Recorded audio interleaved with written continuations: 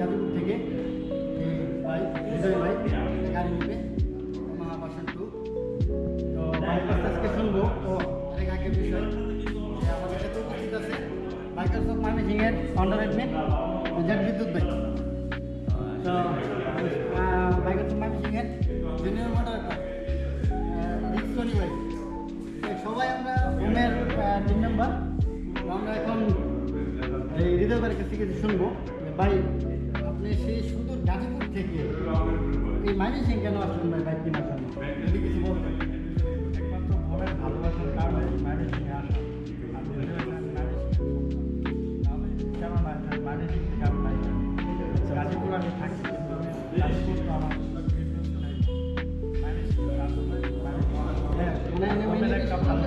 হোমের ভালোবাসার কারণে আপনি ময়মনসিংহ চলে আসেন, খুবই খুশি হলাম আপনার কথায়। আরেকটা বিষয় যে আপনার এত গাড়ি থাকতে এখন ভার্সন 2 কেন এটা যদি একটু বলতেন। যেহেতু আমি 2016 সালে আমি একটা বাসন কিনেছিলাম, সেটা কেনার পর যেহেতু 16 মাস চালানোর পর আমি সেটা বিক্রি করতে তারপর অন্য গাড়ি চালাইছি, কিন্তু বেস্ট গাড়ি আমার কাছে মনে হলো যে ইয়ামাহা বেস্ট। তার জন্য আমার আচ্ছা আচ্ছা, তাহলে আমরা বলতে পারি যে ইয়ামাহা ইয়ামাহা সবাই বললে আমরা ইয়ামাহা। এখন আমরা আমাদের বড় ভাই বাইকার অফ ময়মনসিংহের ফাউন্ডার অ্যাডমিন জেড বিদ্যুৎ ভাইয়ের কাছ থেকে শুনবো যে আমরা সুদূর গাজীপুর থেকে চলে আসছি, আমরা সবাই কিন্তু আমরা বোমের টিম মেম্বার। ধন্যবাদ মাহবুব ভাইকে। এখানে একটা গল্প বলি যে বাইকার্স অফ ময়মনসিংহ বম বাইকার্স হচ্ছে সবার, আসলে এখানে ফাউন্ডার কোনো কথা নেই। আমি আপনাদের সদস্য চেষ্টা করছি যে এই গ্রুপটাকে এগিয়ে নেওয়ার জন্য।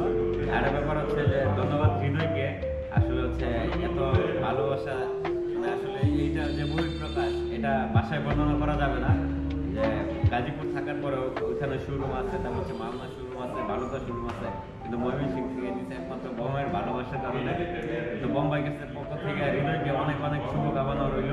আর হচ্ছে যে বাইকটি যেন সেফলি চালায়, আর যেখানেই ট্যুর দেখ অথবা যেখানে বাইক চালানো হোক অবশ্যই একটা ভালো মানের হেলমেট সে ইউজ করবে, এটা আজকে ওকে বলে দেবো।